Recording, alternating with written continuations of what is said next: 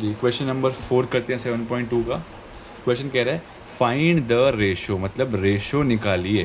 Find the ratio मतलब ratio निकालिए in which the line segment joining the points this and this, मतलब line segment जो बन रही है वो कैसे बन रही है, इन दो पॉइंट को ज्वाइन करके बन रही है। कौन से दो पॉइंट है, -3, 10 एक पॉइंट है और दूसरा 6, -8।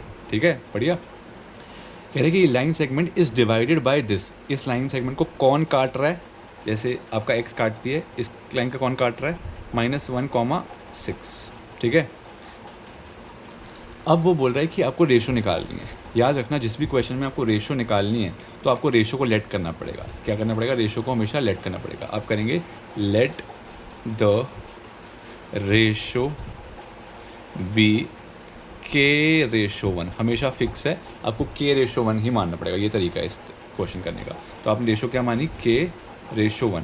ये वाली वैल्यू है x1 की, ये वाली वैल्यू है y1 की, ये है x2 की, ये है y2 की, ये है y की और ये है x की। ठीक है, ये आपका m1 हो जाएगा, ये आपका m2 हो जाएगा। फॉर्मूला डालें, x = x2 m1 plus x1 m2 upon में m1 प्लस m2। ठीक है, ये टर्म या ये टर्म आप आगे पीछे लिख सकते हो, कोई फ़र्क नहीं पड़ता। x2 कितना है, 6, m1 यानी कि k माना आपने m1 को, तो k प्लस x1 यानी कि -3 और m2 यानी कि 6 अपॉन में m2 यानी कि 1। ठीक है, 1। ठीक है, और नीचे क्या आएगा, m1 प्लस m2 यानी कि k+1। अच्छा, यहाँ पे लिखा हुआ है x, देखो यहाँ पे x लिखा हुआ है, यहाँ भी x आना है, बट x की वैल्यू क्वेश्चन में जो ये पॉइंट डिवाइडिंग वाला पॉइंट होता है वो आपको निकालना होता है वैसे, बट क्वेश्चन में इसने आपके ऊपर दया की है और ये दिया हुआ है -1। ठीक है, सही है। तो -1 = 6k हो जाएगा, ये हो जाएगा -3 अपॉन में k+1। अब इसको कैसे सॉल्व करें यार, तो कैसे सॉल्व करोगे, इस k+1 को ऊपर ले जाओगे। ठीक है, तो -1 × k+1 = 6k - 3।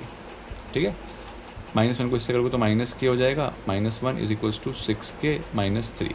k को एक तरफ, नॉन k को एक तरफ, तो -k इसको उधर ले आओ, -6k = -3 ऑलरेडी यहाँ पे है और ये उधर माइनस का इधर जाएगा तो +1।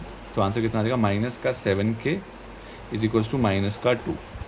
ठीक है, माइनस से माइनस कट जाएगा तो k की वैल्यू कितनी आ जाएगी, 2/7। ठीक है, आपने रेशो को क्या लेट किया था, रेशो को आपने लेट किया था K/1, यही तो लेट किया था।